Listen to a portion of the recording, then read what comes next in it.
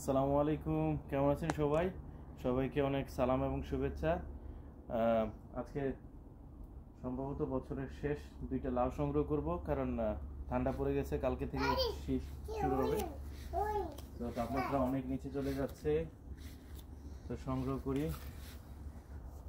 আলহামদুলিল্লাহ,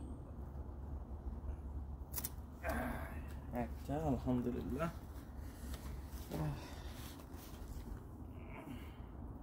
আছে ভিতরে।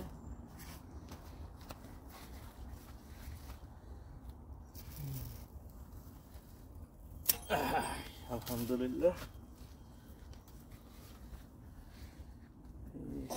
একটা নাও। আলহামদুলিল্লাহ, আরো একটা মাটির মধ্যে, মাটির ঘাসের ভিতরে ঢুকে আছে একটা। এইটাও কেটে ফেলতে হবে, এটাও শুরু কেটে ফেলতে হবে।